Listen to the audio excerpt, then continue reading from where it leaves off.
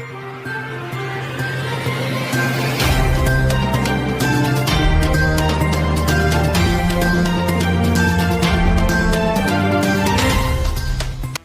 اللہ الرحمن الرحیم۔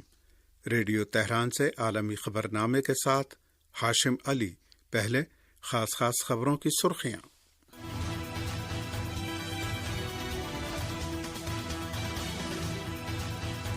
صدر ایران ڈاکٹر مسعود پزشکیان کا ہفتہ حکومت کی مناسبت سے خطاب۔ ملک کو دشمن کی خطرناک کارروائیوں سے محفوظ رکھنے کے لیے داخلی اور علاقائی اتحاد و یکجہتی پر زور۔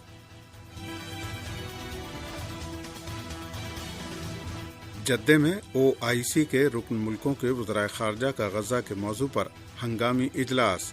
ایرانی وزیر خارجہ کا خطاب۔ غزہ کی مشکلات کے حل کے لیے اجتماعی کوششوں پر زور۔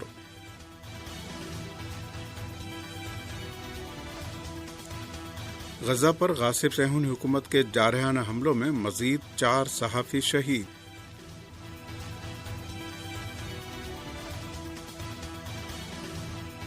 ایرانی وزیر داخلہ کا اپنے پاکستانی ہم منصب سے ٹیلی فونی رابطہ۔ پاکستان میں سیلاب سے متاثرہ افراد کی مدد کے لیے تعاون کی پیشکش۔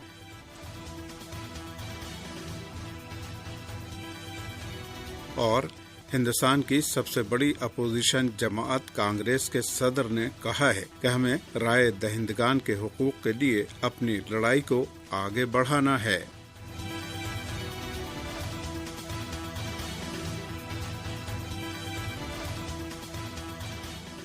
اب خبریں تفصیل سے۔ صدر ایران ڈاکٹر مسعود پزشکیان نے ملک کو دشمن کی خطرناک کارروائیوں سے محفوظ رکھنے کے لیے داخلی اور علاقائی اتحاد و یکجہتی پر زور دیا ہے۔ اسلامی جمہوریہ ایران کے صدر ڈاکٹر مسعود پزشکیان نے پیر کے روز ہفتہ حکومت کی مناسبت سے بانی انقلاب اسلامی حضرت امام خمینی رحمۃ اللہ علیہ کے مزار پر خطاب کرتے ہوئے عدل و انصاف کو ترجیح دینے پر تاکید کی اور کہا کہ مختلف گروپوں اور قوموں کے ساتھ عدل و انصاف سے پیش آنا چاہیے۔ صدر پزشکیان نے کہا کہ ملک کو دشمنوں کے حملوں سے بچانے کا سب سے مؤثر ذریعہ داخلی اور علاقائی یکجہتی ہے۔ صدر ایران نے صہیونی حکومت اور امریکہ کی سازشوں کی جانب اشارہ کرتے ہوئے کہا کہ اسرائیل اور امریکہ ہمیں آپس میں لڑانے اور مسلمانوں کو خطے میں ایک دوسرے کے خلاف کھڑا کرنے کی کوشش کر رہے ہیں، لہٰذا ہمیں یہ سمجھنا چاہیے کہ ہمیں ایک دوسرے سے اختلاف نہیں کرنا چاہیے اور ہمسایہ ممالک کے ساتھ بد اخلاقی سے پیش نہیں آنا چاہیے کیونکہ وہ ہمارے بھائی ہیں۔ صدر ایران مسعود پزشکیان نے رہبر انقلاب اسلامی کی تازہ ہدایات کا حوالہ دیتے ہوئے کہا کہ ہم ان کی رہنمائی اور حمایت کے لیے شکر گزار ہیں اور اس بھاری ذمہ داری کا بوجھ محسوس کرتے ہیں۔ ایران کے وزیر خارجہ نے کہا ہے کہ غزہ کا المیہ صرف مسلمانوں سے متعلق نہیں ہے۔ ہم تمام اقوام سے اپیل کرتے ہیں کہ وہ انسانیت، انصاف اور عزت و وقار کی بالادستی کے لیے کھڑے ہوں۔ اسلامی جمہوریہ ایران کے وزیر خارجہ نے جدہ میں اسلامی تعاون تنظیم OIC کے وزرائے خارجہ کی کونسل کے ہنگامی اجلاس میں اپنے خطاب میں اسلامی ممالک کے وزرائے خارجہ کو مخاطب کرتے ہوئے کہا کہ ہمیں یاد رکھنا چاہیے کہ غزہ کا المیہ صرف مسلمانوں سے ہی متعلق نہیں ہے، یہ عالمی ضمیر کے لیے ایک امتحان ہے۔ اس لیے ہم تمام اقوام سے مطالبہ کرتے ہیں کہ وہ مذہب اور سرحدی حدود سے بالاتر ہو کر انسانیت، انصاف اور شرافت و وقار کی بالادستی کے لیے کھڑے ہوں۔ انہوں نے کہا کہ غزہ کے لوگوں کا منظم طریقے سے قتل عام کیا جا رہا ہے، رہائشی علاقے مکمل طور پر تباہ ہو چکے ہیں، اسپتال قبرستانوں میں تبدیل ہو چکے ہیں اور بچوں کو تمام انسانی معیارات کی صریح خلاف ورزیوں کا سامنا کرتے ہوئے قحط اور شدید بھوک کا سامنا ہے۔ یہ کوئی عام جنگ نہیں ہے، یہ اجتماعی سزا ہے، تسلط کی پالیسی اور ایک ایسا حملہ جس میں نسل کشی کی تمام علامات پائی جاتی ہیں۔ جدہ میں منعقدہ OIC کے ہنگامی اجلاس کے موقع پر ایرانی وزیر خارجہ کے ساتھ ملاقات میں پاکستانی وزیر خارجہ نے جوہری مسئلے پر ایران کی اصولی پالیسیوں کو سراہا اور اس مسئلے کو پرامن طریقے سے حل کرنے میں سفارتکاری کے کلیدی کردار پر زور دیا۔ اس ملاقات میں دونوں رہنماؤں نے تازہ ترین علاقائی اور بین الاقوامی صورتحال بالخصوص غزہ کی ناگفتہ بے صورتحال اور فلسطین کے نہتے عوام کے خلاف جارح صہیونی حکومت کے جاری جرائم کا جائزہ لیا اور اسلامی ممالک کی طرف سے صہیونی جرائم کو روکنے، محاصرہ ختم کرنے، انسانی امداد کی فراہمی میں تیزی لانے اور غاصبانہ قبضے کے منصوبوں کا مقابلہ کرنے کے لیے اجتماعی تعاون کی ضرورت پر زور دیا۔ اسلامی جمہوریہ ایران کے وزیر خارجہ نے پیر کو OIC کے وزرائے خارجہ کے ہنگامی اجلاس کے موقع پر سعودی وزیر خارجہ سے بھی ملاقات کی۔ اس ملاقات میں دونوں وزرائے خارجہ نے تازہ ترین علاقائی اور عالمی سطح پر رونما ہونے والی تبدیلیوں، خاص طور سے غزہ کی تشویشناک صورتحال اور فلسطینی عوام کے خلاف صہیونی حکومت کے مسلسل جرائم کا جائزہ لیا۔ صہیونی حکومت نے غزہ پر اپنے جارحانہ حملے جاری رکھتے ہوئے پیر کے روز ناصر میڈیکل کمپلیکس پر بمباری کی، جس کے نتیجے میں 4 فلسطینی صحافی شہید ہو گئے، جبکہ صہیونی جارحیت اور قحط اور صہیونی محاصرے کے نتیجے میں مزید کئی فلسطینی شہید ہوئے ہیں۔ الجزیرہ ٹی وی چینل کے نامہ نگار نے اطلاع دی ہے کہ صہیونی حکومت نے اس حملے میں 14 شہریوں کو شہید کر دیا، جن میں 4 صحافی شامل ہیں۔ ان 4 صحافیوں کی شہادت سے غزہ میں شہید صحافیوں کی تعداد 244 ہو گئی ہے۔ غزہ میں فلسطینی وزارت صحت نے بھی کہا ہے کہ اسرائیلی قابض فوج کی بمباری میں ناصر میڈیکل کمپلیکس کی 4تھی منزل کو نشانہ بنایا گیا، جس کے بعد امدادی ٹیموں کے پہنچنے پر ایک اور حملہ کیا گیا۔ غزہ میں اسپتال کے ذرائع نے حملے سے 1 گھنٹہ پہلے اطلاع دی تھی کہ آج صبح سے غزہ کے مختلف علاقوں کو نشانہ بنانے والے اسرائیلی فضائی حملوں میں 21 فلسطینی شہید ہو چکے ہیں، جبکہ طبی ٹیموں کو بمباری کے بعض مقامات تک رسائی میں مشکلات کا سامنا ہے۔ غزہ کی وزارت صحت نے بتایا کہ قحط، بھوک اور غذائی قلت کے باعث مزید 11 اموات ریکارڈ کی گئی ہیں، جن میں 2 بچے ہیں۔ دوسری جانب خان یونس میں فلسطینی مجاہدین نے صہیونی فوج کے ٹینک کو نشانہ بنا کر اسے تباہ کر دیا، جس کے نتیجے میں ایک صہیونی فوجی شدید زخمی ہو کر اسپتال منتقل کیا گیا، جہاں زخموں کے باعث وہ ہلاک ہو گیا۔ ادھر صہیونی میڈیا کے مطابق غزہ میں فلسطینی عوام کے خلاف آپریشن میں مصروف ایک اور صہیونی فوجی افسر نے خودکشی کر لی ہے۔ یہ خبریں ریڈیو تہران اسلامی جمہوریہ ایران سے پیش کی جا رہی ہیں۔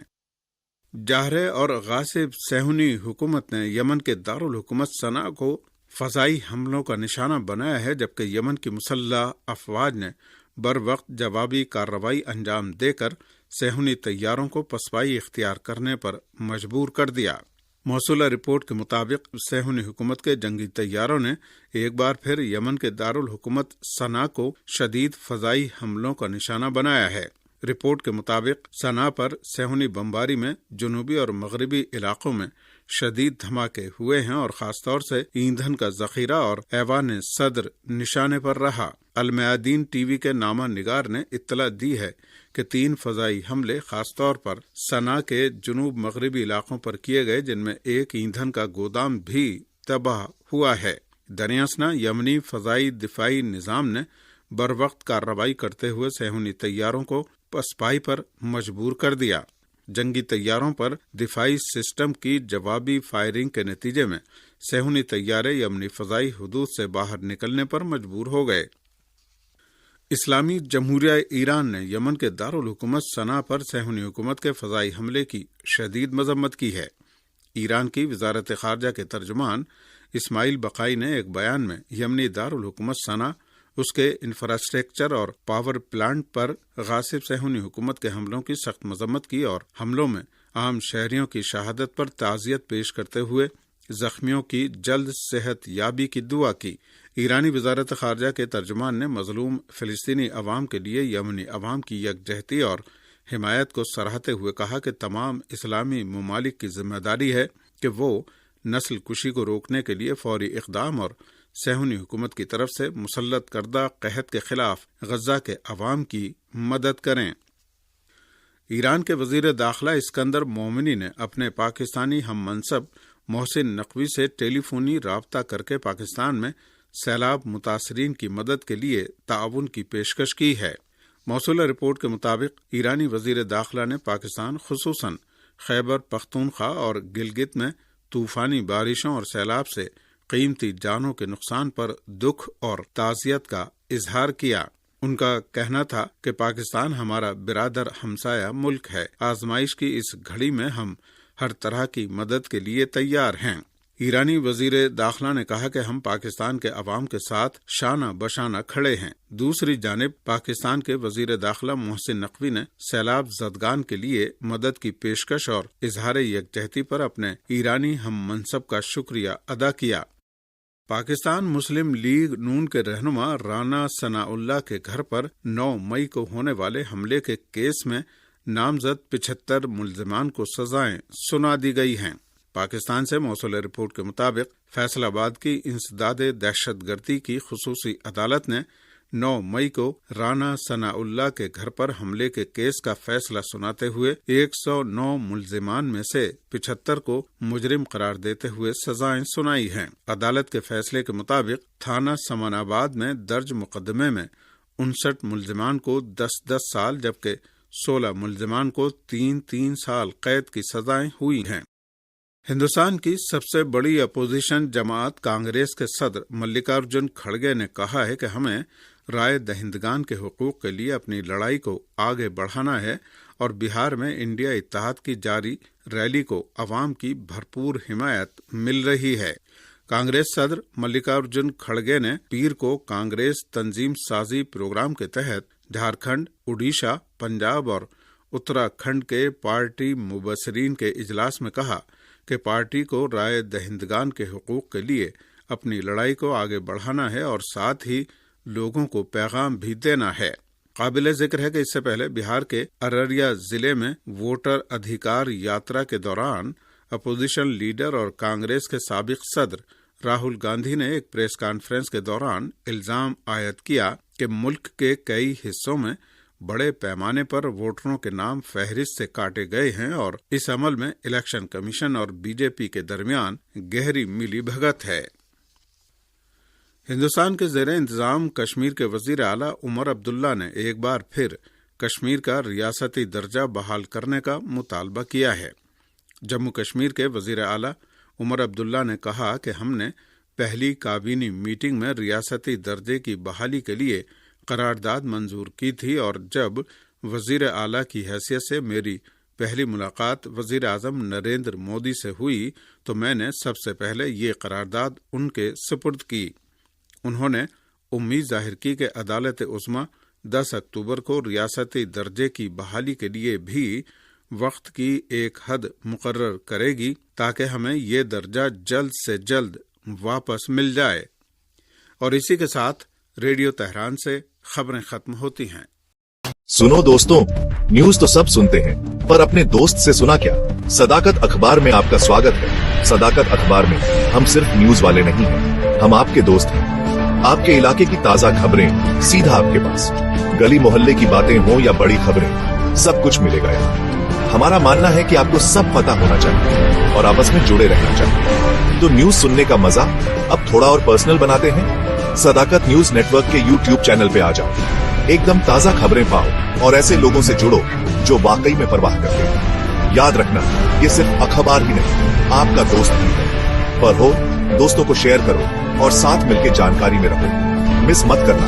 ابھی سبسکرائب کرو اور نوٹیفیکیشن آن کر دو تاکہ کوئی بھی خبر چھوٹے نہ، کیونکہ صداقت اخبار میں ہم صرف خبریں نہیں، ہم آپ کی کہانیاں شیئر کرتے ہیں۔ صداقت اخبار لوگوں کو جوڑتے ہوئے، کہانیاں بانٹتے ہوئے، چینل پہ ملتے ہیں۔